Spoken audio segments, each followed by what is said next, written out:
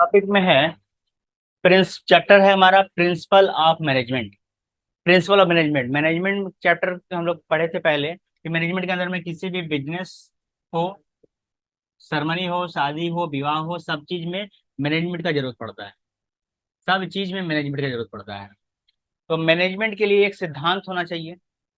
बहुत लोगों ने सिद्धांत दिया है, जिसमें हेनरी फ्योल भी थे, जो कि अपना एक सिद्धांत दिए किस चीज के लेकर, बिजनेस एक्टिविटी के लेकर। बिजनेस में कितने सारे एक्टिविटी होते हैं, कितने सारे एक्टिविटी नहीं होते हैं।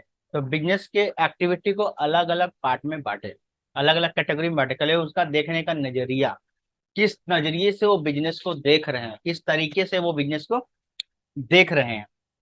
तो उन्होंने क्या, पांच छह तरीकों से देखा, अलग अलग तरीकों से देखा। बिजनेस की एक्टिविटी को देखा, बिजनेस कितने तरह से होता है, बिजनेस का काम कितने तरह से होता है, बिजनेस के एक्टिविटी को अच्छी तरह से देखा। अब इनको कितने कैटेगरी को, तो बिजनेस कितने तरह का हो सकता है। एक होता है टेक्निकल, टेक्निकल तरीके से हो सकता है। कॉमर्शियल मतलब क्या होता है, सिर्फ प्रोडक्ट बना हुआ है, प्रोडक्ट को लेना है, बेचना है, यहाँ पर मंगवाना है, फिर बेचना है। मतलब प्रोडक्ट कोई और बना रहा है, खरीदने वाला कोई और है। प्रोडक्ट कोई और बना रहा है, खरीदने वाला कोई और है। अब या इन चीजों के बीच में जो लेन देन करता है वो कॉमर्शियल हो गया। मतलब जैसे कि एग्जांपल दिया है, buying and selling and exchange. मतलब एक बनाने वाला वो नहीं है, बेचने वाला भी वो नहीं है। यहाँ से बना हुआ माल को ले जाकर बेचने का काम, अब बेचने का भी, एक्सचेंज करने का काम जो है, ये क्या करता है, कॉमर्शियल का, कॉमर्स का काम है। टेक्निकल, टेक्निकल का मतलब हो गया ये प्रोडक्शन करेगा, साथ में क्या करेगा, या फिर मैन्युफैक्चर करेगा, वो चीज बनाएगा। टेक्निकल का काम क्या है, वो बनाएगा। ठीक है। कॉमर्शियल का काम क्या है, वो बना हुआ चीज को एक से दूसरे जगह पर बेचेगा, ट्राई करेगा, बेचेगा, सेल करेगा, या फिर अगर रिटर्न करेगा, एक्सचेंज का मतलब रिटर्न करेगा। उसके बाद है फिनांस का काम, देखने का काम अलग। अब फिनेंशियल सेक्टर भी होता है, तो बिजनेस एक्टिविटी कितने तरह से होता है, टेक्निकल हो गया, कॉमर्शियल हो गया, फिनेंशियल एक्टिविटी की तरह से देखेगा। Search for an optimum and capital. अब वो सोचेगा कि मेरे पास बिजनेस को स्टार्ट करने के लिए कहाँ से कैपिटल आएगा, कहाँ से पैसा आएगा, उसका खोज करेगा। उसके लिए वो सहारा लेगा, किसका, बैंक का लेगा, एलआईसी का लेगा, अलग अलग जगह से लोन्स लेगा, या फिर क्या, अपना शेयर जो है बढ़ाएगा, घटाएगा, अपना शेयर इशू करेगा, डिबेंचर इशू करेगा, कंपनी इशू करेगा, बिजनेस इशू करेगा। बिजनेस जो है, बिजनेस जिसका, जो मान लो ये बिजनेस करने के लिए कंपनी है, कंपनी को पैसा चाहिए, कहाँ से लेके आएगा, कंपनी मांगेगा, पब्लिक से मांगेगा, अपना शेयर इशू करेगा, बोलेगा मेरे पास शेयर, हमारे पास है, ले लो। तो उसके पास क्या हो जाएगा, शेयर बेचेगा, तो उसके पास क्या होगा, कैपिटल जमा होगा। कैपिटल जमा होगा, ये किसके अंदर है, प्रॉफिट से मतलब नहीं है उसको। बड़ा बिजनेस करने के लिए कैपिटल की जरूरत होता है, पैसा की जरूरत होता है। पैसा वो कहाँ से लेके आएगा, स्टार्टिंग में अपना शेयर, बोलेगा बोलेगा हमारा इतना बड़ा कंपनी है, हमारा शेयर खरीदिए, तो शेयर जैसे ही खरीदेगा उसका गल्ला में पैसा बनना स्टार्ट हो जाएगा। ठीक है। तो ये चीज हो गया बिजनेस का कैपिटल जमा करना, किसके अंदर आता है, फिनेंशियल के अंदर में आता है। जरूरत के हिसाब से कैपिटल जमा करना, किसी से लोन लेना। आप बिजनेस स्टार्ट कर रहे हैं तो कहीं से लोन ले लिए 50 लाख रुपए का, बिजनेस स्टार्ट करने के लिए। ठीक है। तो बिजनेस जब स्टार्ट करना है तो उसके लिए हमको क्या चाहिए, पैसा की जरूरत पड़ती है। अब पैसा के लिए फिनेंशियल सेक्टर, तो यहाँ पर देख रहा है ये कि पहले हम बिजनेस को, नियम हम बना रहे हैं, लेकिन नियम बनाने से पहले हम जो सिद्धांत देंगे वो किस पे लागू होगा। कि क्या वो टेक्निकल वाले बिजनेस पे लागू होगा, क्या वो कॉमर्शियल वाले बिजनेस पे लागू होगा, क्या वो फिनेंशियल वाले बिजनेस पे लागू होगा। बिजनेस तो अलग अलग तरह का होता है। ठीक है। उसके बाद उसके बाद एक बिजनेस जो है वो सिक्योरिटी पे लागू होगा। मतलब बिजनेस को प्रोटेक्शन देगा, बिजनेस को प्रॉपर्टी को प्रोटेक्शन देगा, बिजनेस के पर्सन को प्रोटेक्शन, जैसे पर्सन को प्रोटेक्शन देने वाला एलआईसी हो गया। प्रॉपर्टी को प्रोटेक्शन देने के लिए उसका एलआईसी किया गया है, उसका डिप्रिसिएशन किया गया है। तो ये सिक्योरिटी लगा रहा है। अगर किसी चीज के ऊपर मेरा डिप्रिसिएशन लगा हुआ है, सिक्योरिटी मैंने किसी, मेरे कंपनी को बचा के रखने के लिए यहाँ पर प्रोटेक्शन लगाया जा रहा है, ये सिक्योरिटी के अंदर में हो गया। उसके बाद है अकाउंटिंग, लेखा जोखा, स्टैटिक्स का जो, अकाउंटिंग का जो भी काम हो गया, स्टैटिक्स का काम हो गया, इंक्लूडिंग स्टैटिक्स। क्या बोला है यहाँ पर, अकाउंटिंग मतलब हम लोग अच्छी तरह से जानते हैं कि लिखा पढ़ा, या फिर अकाउंटिंग का जो भी हम लोग का काम आज तक सीखे हैं, जर्नल से लेजर से ट्रायल, तो ये अकाउंटिंग के जरिए से देखना है। लेकिन यहाँ पर स्टैटिक्स अगर नहीं बोलता तो मतलब स्टैटिक्स का सब्जेक्ट छूट जाता है। तो वही बोल रहा है कि अकाउंटिंग तो करेंगे ही, साथ में स्टैटिक्स का काम। स्टैटिक्स का मतलब पता ही है हम लोग को कि ग्राफ वाइज जो जो ये ऊपर नीचे होता है, ये सब चीज के बारे में बोला है। तो इस अकाउंटिंग के अंदर में ये सब आता है। तो ये बिजनेस एक्टिविटी को बांटा गया। साथ में क्या बोला, मैनेजरियल, और साथ में इन सब चीजों को मैं, अब एक होता है जो खाली मैनेज करता है, एक जो होता है खाली मैनेज करता है। तो मैनेज करने वाला भी तो होना चाहिए कि सब सुविधा है, सब काम है।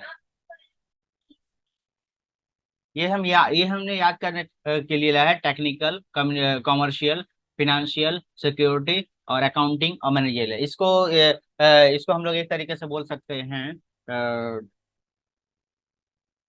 यहाँ हम लोग बोल सकते हैं टीसी फंसा मंदिर में। टीसी फंसा मंदिर में, तो हम लोग को नॉर्मल बन जाएगा कुछ भी याद करने के लिए। टीसी फंसा या फिर टीसी फसम, जो भी है, टीसी फसम बोलो या फिर टीसी फंसा मंदिर में। ठीक है, यहाँ पर टीसी से टीटी हो गया, टीसी भी हो गया। टीसी मेरा जो है ट्रांसफर सर्टिफिकेट फंस गया कहाँ, मंदिर में, मतलब मंदिर में खो गया। तो हमारा से यहाँ पर एक तरह का क्लू निकल जाता है। TCM F. अब मैनेजरियल का मतलब क्या हो गया, मैनेजरियल का मतलब हो गया कि अब सब चीज व्यवस्था है, सब चीज रेडी है, लेकिन उसके बीच में हमको उसको अब खाली खड़ा होकर मैनेज करना है, मैनेजमेंट का काम हो गया। तो ये मैनेजरियल फंक्शन हो गया। तो ये अलग अलग कैटेगरी में इसने बांट दिया। किसने बांट दिया, फेयोल ने बांट दिया। फेयोल ने बांट दिया। अब फेयोल ने जैसे ही बांटा, तो फेयोल के बारे में थोड़ा जान लेते हैं। भाई ये कौन है, कौन महापुरुष है जो फेयोल है। तो फेयोल के बारे में अगर जाने हम लोग, तो फेयोल का जन्म जो है, जन्म कितना कब हुआ था, 1841 में हुआ था, 1841 में हुआ था। ये कौन था, ये माइनिंग इंजीनियरिंग था। मतलब माइनिंग का मतलब होता है कि मिट्टी के नीचे से जो खनिज निकाला जाता है, उस चीज को मिट्टी के नीचे जिससे जो चीज निकाला जाता है उसको बोलते हैं माइनिंग इंजीनियरिंग। माइनिंग इंजीनियरिंग, उसमें से निकालने का काम को, तो ये कब निकाला जाता है, 1860 में निकाला जाता है। काम क्या करता है, ये काम करता है, ये काम करने गया कहाँ पर, कोल माइनिंग। इसको जॉब तो अच्छा करता था, माइनिंग इंजीनियरिंग मतलब कि मिट्टी के नीचे से निकालने का काम करता था। और साथ में क्या था, working coal mining. Coal mining मतलब क्या, कि कोयला निकालने वाला फैक्ट्री में काम करने गया और कि यहाँ पर काम करता था। और कुछ दिन बाद उसको क्या किया गया, डायरेक्टर ऑफ द कंपनी बना दिया गया। कंपनी का डायरेक्टर बना, पोस्ट दे दिया गया। पोस्ट देने के बाद कंपनी जो है धीरे धीरे पर, अब उस समय उसको बनाया गया जिस समय वो कंपनी दिवालिया होने वाला था, कंगाल होने वाला था, इंसॉल्वेंसी होने वाला था, कंपनी इंसॉल्वेंसी होने वाला था। ठीक है, तो उस समय फिर उस समय तक रहते रहते रहते वो क्या हुआ, रिटायर हुआ। रिटायर होने के बाद उसके पास बहुत सारा तजुर्बा आया, बहुत सारा चीज सीखा, बहुत सारा चीज के बारे में जाना।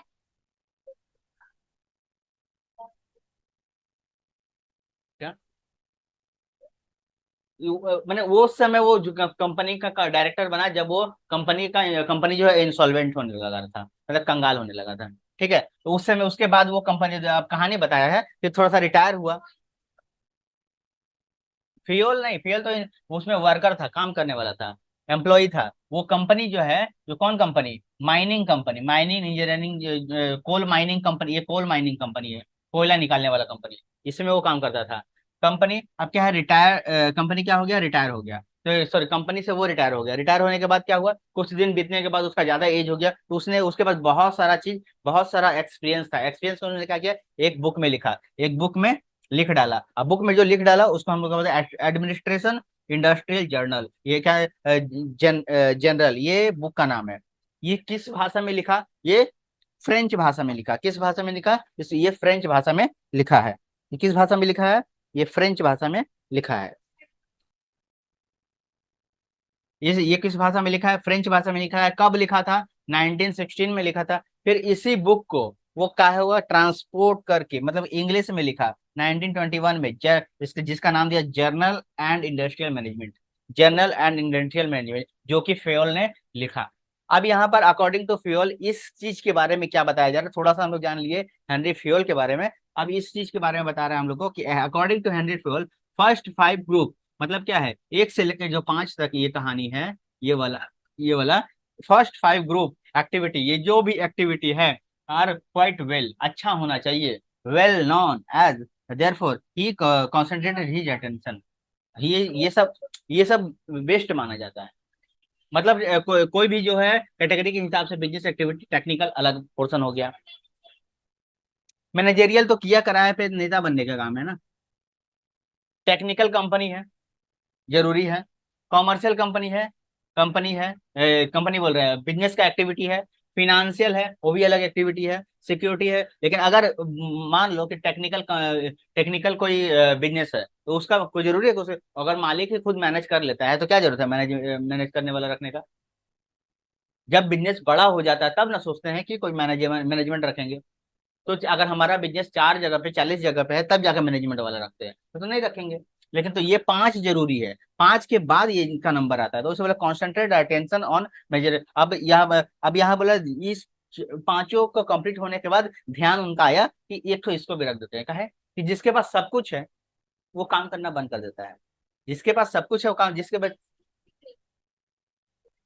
वही बोल रहा है कि देयरफॉर, वही बोल रहा है देयरफॉर ही कॉन्सेंट्रेट हिज अटेंशन। अभी पांचों का अटेंशन, ध्यान उनका गया on the analysis of 6 group, इस चौथा नंबर पे गया, क्योंकि ये पांचों का डिस्कशन इसमें वो अकेले कर लेगा, क्योंकि ये जो है वो इसको इसमें भी आ जाएगा। टेक्निकल टेक्निकल है बिजनेस, कॉमर्शियल बिजनेस है, फाइनेंशियल बिजनेस है, सिक्योरिटी, अकाउंटिंग, सब में मैनेजर का काम लगेगा, सब में मैनेजमेंट का काम लगेगा। तो इसलिए बोला है दैट इज मैनेजमेंट एक्टिविटी। तो यहाँ पर बोला टेक्निकल बिजनेस हो, चाहे कॉमर्शियल बिजनेस हो, चाहे फाइनेंशियल बिजनेस हो, चाहे सिक्योरिटी का बिजनेस हो, चाहे सबके लिए क्या जरूरी है, मैनेजमेंट होना जरूरी है। तो इसलिए सिद्धांत तो दे दिया, प्रिंसिपल ऑफ मैनेजमेंट, कि बिजनेस एक्टिविटी के लिए सबसे ज्यादा इंपॉर्टेंट ये है।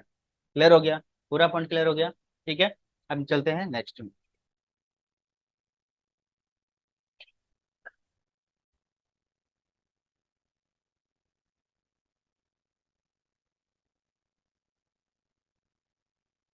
अब जो टॉपिक है प्रिंसिपल ऑफ मैनेजमेंट, जो कि फेयोल ने अपना बताया मैनेजमेंट को देखकर कैटेगरी वाइज।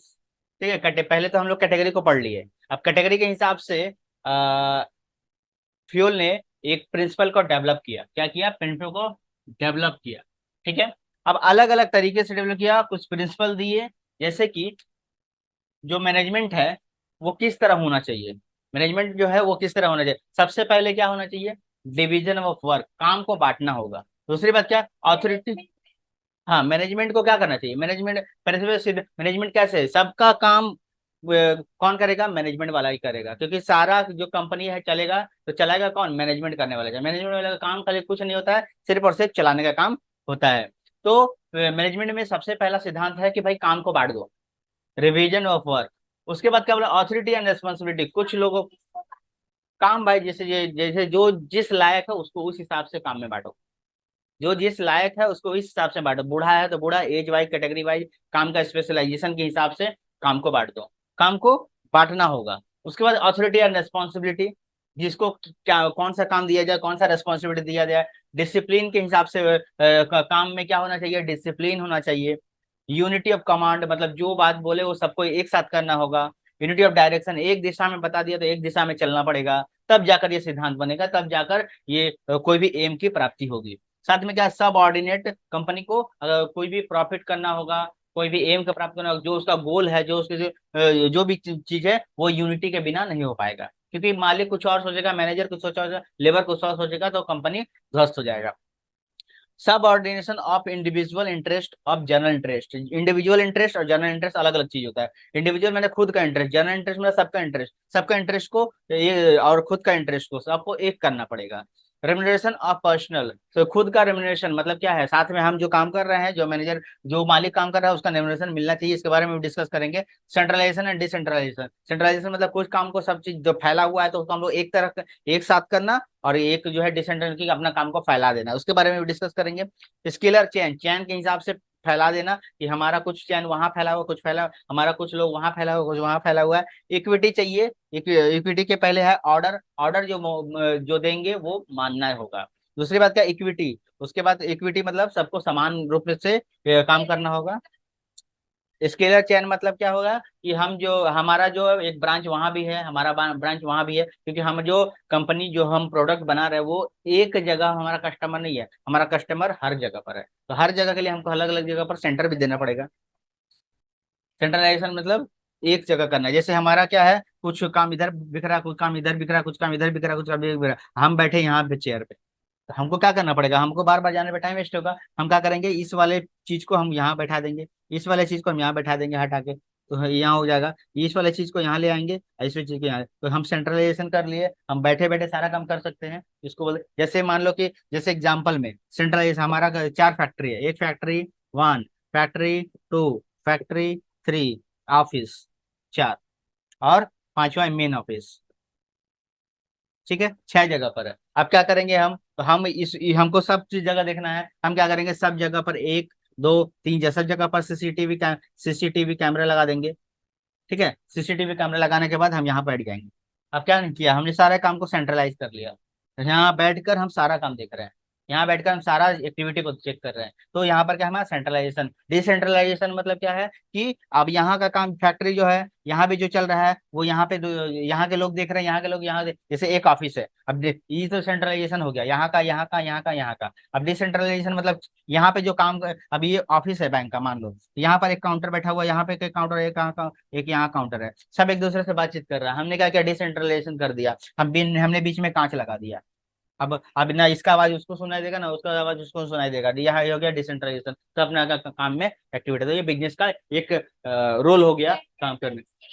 सब एक जगह मिला देना, बांट देना, अलग अलग जगह पर बांट देना है। ठीक है। हाँ, रेमुनरेशन मतलब जो पैसा तो आना चाहिए ना, कुछ भी चीज, इनकम। रेमुनरेशन का मतलब होता है कि उसके बदले में प्रतिफल कुछ मिलना चाहिए, कुछ मिलना चाहिए उसके बदले में कुछ। जैसे हम अगर अपना कंपनी सेटअप करेंगे तो हमारा कंपनी के बदले हमको कुछ चाहिए, कुछ चाहिए मतलब कुछ हमको लाभ होना चाहिए, रेमुनरेशन कुछ भी होना चाहिए। ठीक है, साथ में ऑर्डर, उसके बाद है इंस्टीट्यूटिव जो कि हम लोग अभी पढ़ेंगे, और एस्पिरिट डे क्रॉप्स, इसके बारे में पढ़ेंगे अभी। इक्विटी मतलब सामान, ऑर्डर मतलब ऑर्डर देंगे, ऑर्डर देने के बाद को मानना पड़ेगा। तो एक एक करके, इक्विटी का मतलब होता है सामान, इक्वल। अब इक्विटी का मतलब हो गया तुम्हारा अंश, छोटा सा मतलब कि इक्विटी सर बोलते हैं ना, मतलब समान, समान इक्वल। तो जो भी है। 12 नंबर स्टेबिलिटी, स्टेबिलिटी मतलब जो काम हम बोले वो काम उस दिन चलेगा। अब एक एक करके हम लोग डिस्कशन करेंगे। सबसे पहले डिवीजन ऑफ वर्क को लेकर आते हैं। डिवीजन ऑफ वर्क क्या है, तो इसने बताया कि काम को पहले बांट दो, काम को क्या करो, पहले बांट दो, अपने हिसाब से बांट दो कि एज के हिसाब से। ठीक है ना। तो जैसे कंपनी में 100 मेंबर है, 100 मेंबर है, तो 100 मेंबर को एक ही काम देने की जरूरत नहीं है, कुछ को अलग काम में लगा दो, कुछ को अलग काम में लगा दो, कुछ को अलग काम में, कुछ को अलग काम में। जैसे 10 यहाँ पर क्या है, 5 काम है, तो यहाँ पर 20 को इसमें काम में लगा दो, 20 को इसके में लगा दो, 20 को इसमें लगा दो, 20 को इसमें लगा दो, 20 को इसमें लगा दो, तो हो गया। उसके बाद भी अगर इस काम में ज्यादा काम है तो इसका 2 पार्ट कर दो, इसमें 10 को लगा दो, इसमें 10 को लगा दो। तो यहाँ पर क्या है, एक्टिविटी डिवीजन ऑफ वर्क हो गया।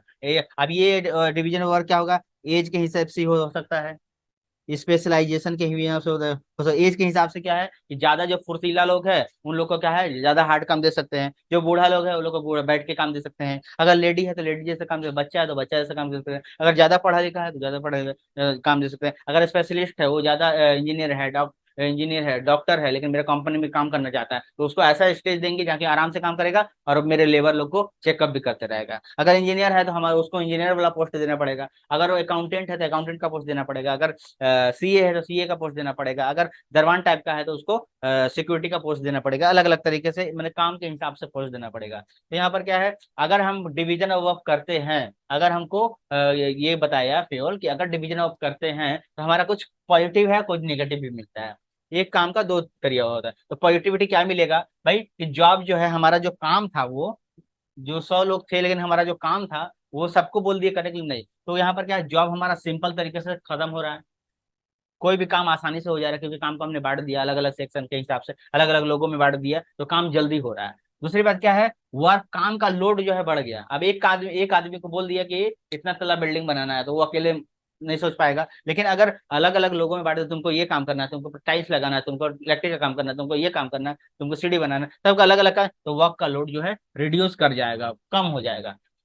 दूसरी बात क्या, reduce work wastage of resource, और क्या है, साथ में अगर सब लोग एक ही काम करेंगे तो यहाँ पर रिसोर्स का कमी हो जाएगा और वेस्ट भी हो जाएगा। उसके लिए क्या क्या है, अलग अलग टाइम आप क्या है रिसोर्स का, अगर सब फैक्ट्री है, फैक्ट्री में अगर क्या करें कि सबको बोलेंगे एक ही साथ काम करने आओ, तो हमारा क्या होगा कि एक तो भीड़ भाड़ ज्यादा लग जाएगा, ऊपर से क्या है मशीन भी खराब हो सकता है, क्राउडेड भी हो सकता है। तो इसलिए क्या करें, A duty, B duty, C duty, A B C के हिसाब से 3 सेक्शन में बांट दिया। कुछ लोग सुबह में काम करने आएंगे, कुछ लोग शाम में काम करने आएंगे, कुछ लोग दिन में काम करने, कुछ रात में काम करने आएंगे, अलग अलग डिवीजन ऑफ वर्क कर दिए, काम कर बांट दिया। तो हमारा वेस्ट भी नहीं होगा, और सब एक साथ अगर मान लो कि 3,000 मशीन है, तो 3,000 में हम 4,000 लेबर लगा दे, सब मशीन चल रहा है। तो हमारा बिजनेस अगर एक बार शॉर्ट शॉर्ट सर्किट हुआ, एक बार अगर खराब हुआ, तो सब खराब हो जाएगा। ऐसे क्या होगा कि आधा लोग को बुलाएंगे तो कुछ मशीन में रेस्ट करेगा, फिर कुछ मशीन चलेगा, क्योंकि 24 घंटे तो मशीन चल नहीं सकता, 24 से उसको तो रेस्ट भी चाहिए। तो ई डिपार्टमेंट बंद है तो ई डिपार्टमेंट चालू है, इस हिसाब से। लो लीड्स ऑफ स्पेशलाइजेशन, अगर जो काम अच्छा करता है तो उसको प्रमोशन करेंगे और स्पेशलाइजेशन कर देंगे। तो स्पेशल स्पेशल लेबर को, स्पेशल काम करने वाले को हम अलग कर रखेंगे, और स्पेशल जो नहीं है उसको नौसिखिया में रखेंगे। इंक्रीज एफिशिएंसी इन ऑपरेशन, अब क्या है, अब इसके जरिए से हम अपना एफिशिएंसी, अब देख रहे हैं कि अगला साल प्रोडक्शन ज्यादा बढ़ा रहा है, जो हमारा लेबर है वो अच्छा काम कर रहा है, तो हम क्या करेंगे, उस स्पेशलाइज्ड लेबर को हमारा नए वाले प्रोडक्ट में लेकर लगाएंगे, नए वाले जगह पर लगाएंगे, तो एफिशिएंसी वाले लेवल पे लगाएंगे, और साथ में ऑपरेशन भी हमारा सही सही चलेगा। तो ये कुछ प्लस पॉइंट है, कुछ माइनस पॉइंट भी हो सकता है डिवीजन ऑफ वर्क लेकर, जैसे इफिशियंसी का कमी हो सकता है। अब क्या है कि मान लो कि सब लोग एक साथ काम कर रहे हैं तो एंजॉय में काम कर रहे हैं, अब काम को बांट दिया गया तो इफिशियंसी लेवल कम हो सकता है। मतलब क्षमता, क्षमता, क्योंकि देखो पहले क्या होता था कि एक गाड़ी खींचने में मान लो कि एक लोड खींचना है, एक सामान को खींचना है, उसमें क्या है 50 लोग आराम से खींच के ऊपर चढ़ा दे रहे हैं, ठीक है। लेकिन इसी को अगर काम को बांट दिया गया, इसको हटा के 10 लोग कर दिया गया, ये लोग का काम बढ़ गया है, इफिशियंसी लेवल कम हो गया। अब यहाँ पर क्या है ज्यादा, अब ये लोग को सैलरी भी कम मिल रहा है, साथ में एफिशिएंसी लेवल भी कम हो गया। क्यों? क्योंकि ये लोग जल्दी जल्दी काम कर ले रहा था, अभी धीरे धीरे काम करना पड़ रहा है। जॉब कॉम्प्लेक्स, जॉब जो है मतलब कि जॉब पहले एक ही जगह बैठ के सबको, जैसे हम यहाँ अगर बोलेंगे खाना बनाने के लिए, तो यहाँ पर एक ही जगह बैठ के सब कोई खाना काट कुट के कर लेगा। लेकिन अगर बोलेंगे कि काम तुम अपने घर से प्याज काट के लेके आओ, तो अपने घर से, तो सबको काम का काम आसानी हो गया, लेकिन कॉम्प्लेक्सिटी बढ़ गया। वो वहां से लेके आएगा, वहां से फैल जाएगा, फैल जाना मतलब काम फैला देना। कोई भी जो भी काम दिया जाएगा, कंपनी का काम अगर वर्क फ्रॉम होम दे दिया गया, तो सब काम फैल गया। इसीलिए तो ऑफिस बनाया जाता है ना, कि ऑफिस में बैठ के सब एक साथ काम करेगा, एक जगह पे काम करेगा। तो एक जगह पे काम करने के लिए अलग अलग सेक्शन बना दिया जाता है, और जॉब अगर बांट दिए तो क्या हुआ, फैल गया सब जगह पर। अच्छा, नो स्पेशलाइजेशन, यहाँ पर कोई स्पेशलाइजेशन नहीं होता है, कि स्पेशलाइजेशन इसलिए नहीं होता कि जो काम के एक काम के लिए इतने लोगों को रखा गया, इतना काम के लिए इतने लोगों को रखा गया, मतलब क्या है, इसमें कोई तुम स्पेशल नहीं हो। क्यों? क्योंकि तुमको इस कैटेगरी के लिए इतना रखा गया, इस कैटेगरी के लिए इतना रखा गया। सबको काम का डुप्लीकेट वर्क है। अब कोई अच्छे तरीके से भी कर रहा है तो उससे जो कि वन ऑफ द बेस्ट चुना जाएगा, तो भी उसका कोई फर्क नहीं पड़ेगा, क्योंकि सब काम को डुप्लीकेट दिया जा रहा है, सबको तो काम डुप्लीकेट दिया जा रहा है। तुम मशीन चलाएगा तो भी मशीन चलाओ, इसमें नया कुछ नहीं है। अब वो मन से चला रहा है, वो दिल से चला रहा है, वो नाच के चला रहा है, इसमें कोई स्पेशलिटी नहीं है। डुप्लीकेट वर्क दिया गया ना, सबको तो सेम काम दिया गया है, तुम करो चाहे मत करो, कम करोगे मशीन चलने से मतलब है। ठीक है, तो यहाँ पर कुछ माइनस पॉइंट भी है और ये सारा प्लस पॉइंट भी है। डिवीजन वर्क के अंदर में प्लस पॉइंट और माइनस पॉइंट दोनों हो गया। ठीक है, अब हम लोग चलेंगे ऑथोरिटी ऑफ रिस्पॉन्सिबिलिटी।